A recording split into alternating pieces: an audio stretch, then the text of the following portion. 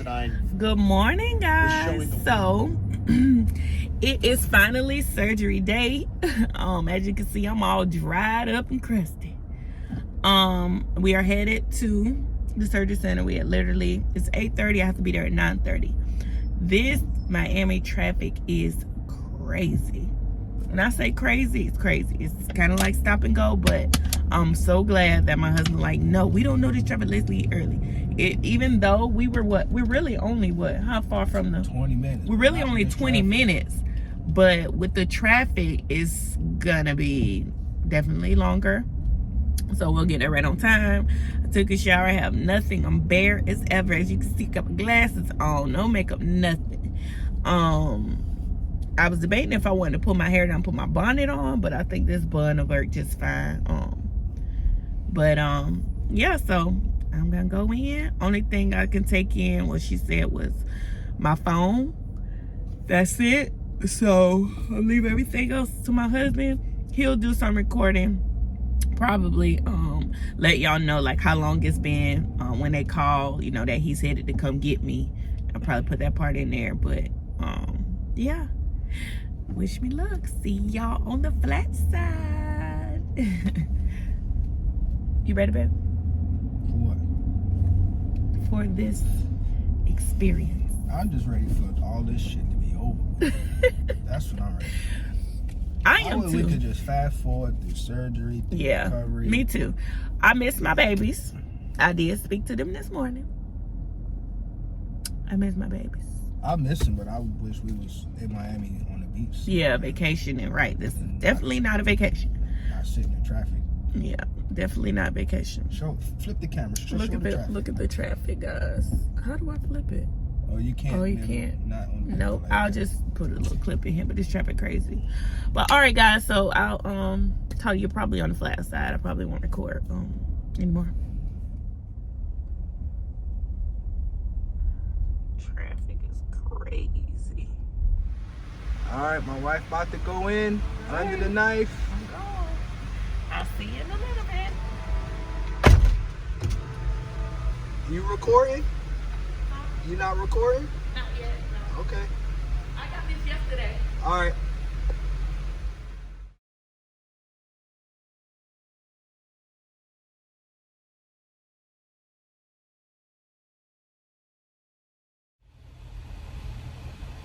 All right, so hey, my wife wanted me to get this video. So I dropped her off around 9:20ish, and she had to be in by 9:30. So a little before 9:30. I went and ran some errands myself. They called me around 1. Yeah, they called me around 1 and told me to be here in 45 minutes to pick her up. So it's currently 1:40. She should be coming down any minute. I'm downstairs under the parking deck waiting for, I guess, the nurse to bring her down. So they called me around 1 and said she was out of surgery. They put her in a recovery room. They said everything checked out fine, I guess, and she'll be released in 45 minutes. So she should be down here any minute. I'll try to get a video of her coming down. She probably not gonna publish that video, but I don't know. We'll see. I'll keep you posted. All right, update to her pickup. I was supposed to pick her up at 2:45. I'm sorry, 1:45. It's almost 2:45, and she's still not down here. I called up there. So this parking deck underneath their building, you do not get cell phone signal. So, well, at least with AT&T. So you might have to step from under the parking deck to make a call. Anyway, so I'm basically under the parking deck, and I had to step from under here to call upstairs to see what the deal was. So when you call in the customer service line, you have to select option 3 in order to speak with somebody. If you hit option 2, it's just going to like repeat the cycle, and it's going to put you on hold, and no one's going to ever answer. So I hit option 3, and somebody picked up within like 2 to 3 rings. I told her, hey, I was supposed to pick my wife up an hour ago. She's not down here. No one reached out to me that I know of. which no one called since. They told me she'll be ready an hour ago. And she's checking with OR to see if they're ready to bring her downstairs yet. So it's like an hour after pickup and still nothing. And it's hot up under this thing, up under this parking deck. So I keep y'all posted.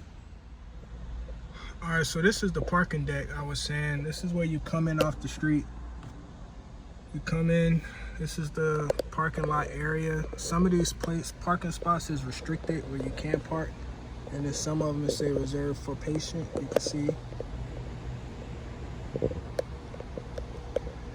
But when you come out of surgery, you'll come out of this little gate right here. And usually when you picking up people, you kind of pull your car and park this way.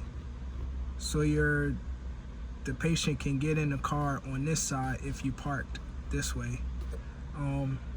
But that's the video I said where the lady cussed her husband out.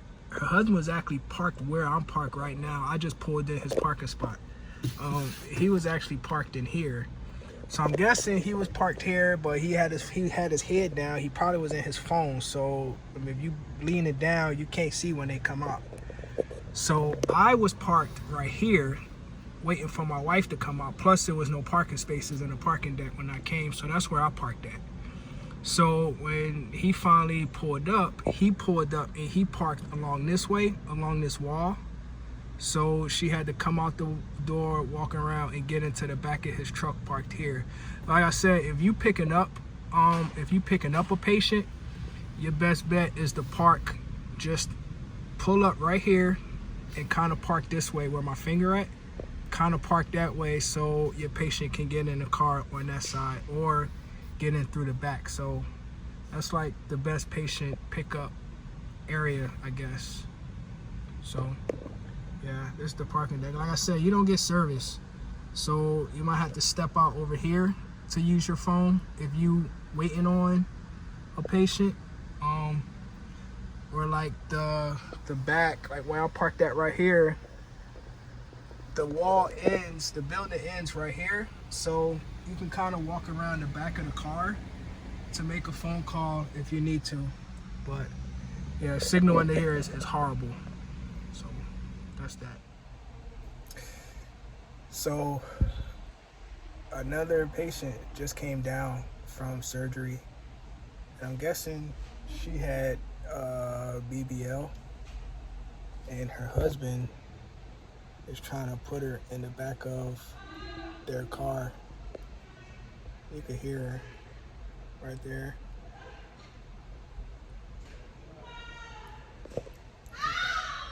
Listen.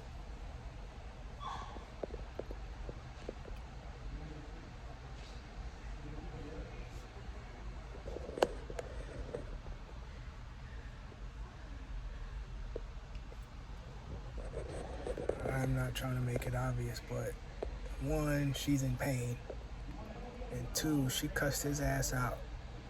So when you come down the elevator, you kind of walk out, and it's like a little parking area where I'm at right here. Like you come out of the elevator,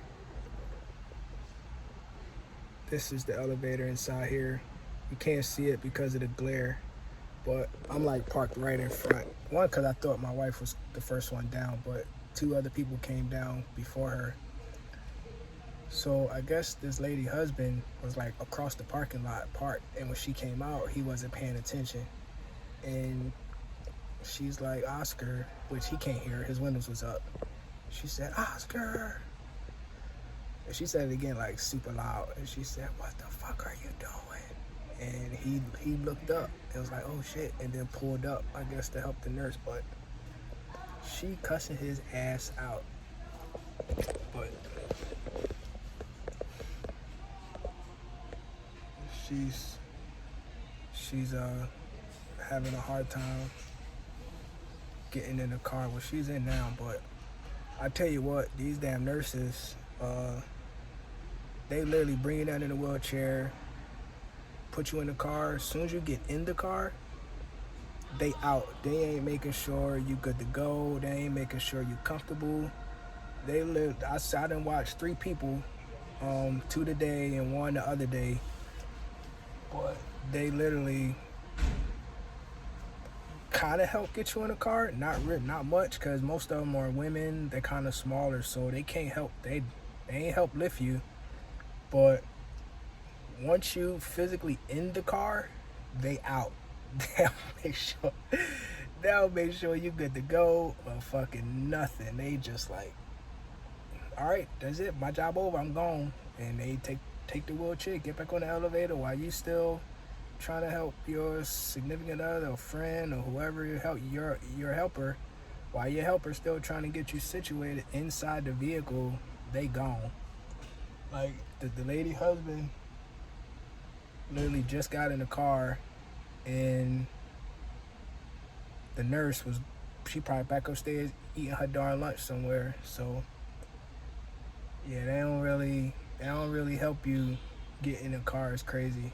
But yeah, I had to let y'all know, because she cussed his ass out.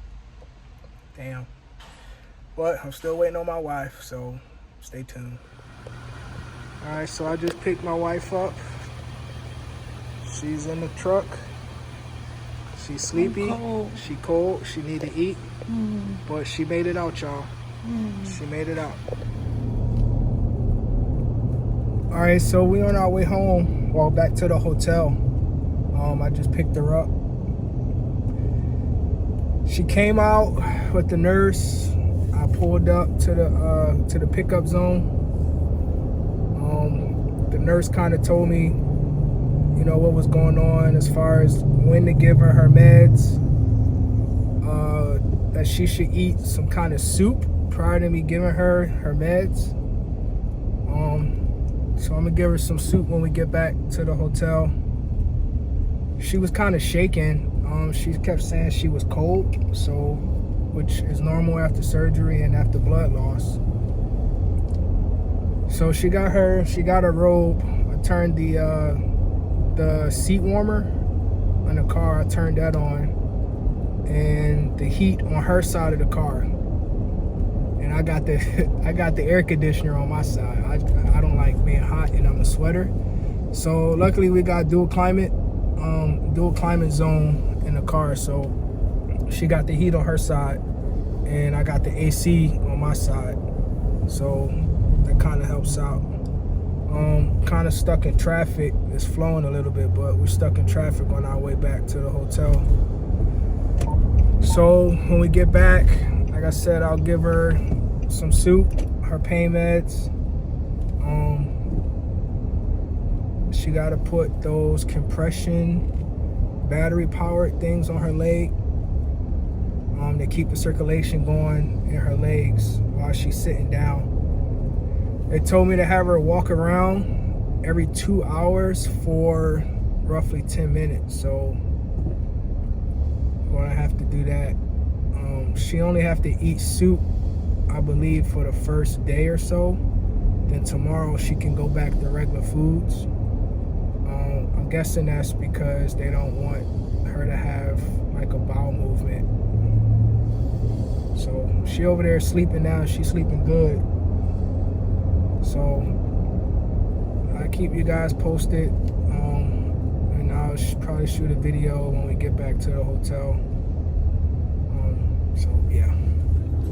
Alright, something else I wanted to say. Just sitting there in a parking lot watching like four patients come out. One, if you're thinking about having any kind of work done and you need, I guess, like an assistant or somebody to help you, you might want to pick somebody that can lift your body weight, or at least half your body weight, because I watched one lady, she brought like what it looked like her girlfriend, could have been sister, I don't know, but she brought another female about her size. And like I was saying in my previous video, when them nurses roll you out in the wheelchairs, they don't really help you get in whatever kind of car you came in, whether your car or Uber or what. They don't really help. They kind of just help you get up off the wheelchair. But as far as help getting you in the vehicle, you don't expect nobody to help as far as those nurses getting you inside the vehicle. Like I said, they kind of just help you get up out the wheelchair, and after you get out the wheelchair and they hand you your personal belongings, whatever you took in the surgery, you're gonna turn around and they're gonna be gone. So like in T's case, the lady helped her up. She handed me her belongings. She told me what the deal was as far as giving her medicine and what she can eat and can't eat, and the walking and sleep arrangements. Next thing I know, I turned around, I heard the damn elevator button ding, and she went and got on the elevator. But earlier, I seen, like I said, there was another lady, and she had another female helping her. And once that lady helped her up out the wheelchair, that lady was gone.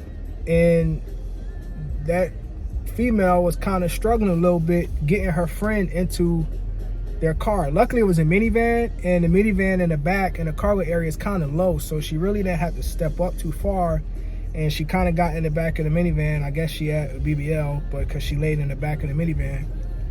But if you got like an SUV or, you know, anything that's high that you need like actual assistance getting in the vehicle, you might want to bring somebody who can physically help you, that's strong. Because watching that female help her friend, I don't know, I kind of feel bad now because I didn't go over there to help. But sometimes when you helping can actually be hurting, so I kind of just stay in the car. But yeah, so just make sure you bring somebody that's strong enough. I mean, it could be a female if the female is strong enough to help lift you. I mean, I know some strong females, but for the most part, just bring somebody just strong enough, whether male or female, just strong enough to lift your body weight. If you weigh 130 pounds, you don't want to bring your friend who 110 pounds, because chances are your friend ain't gonna be able to help you the way they need to help you, or it's just gonna be harder for both of you. So that's kind of that.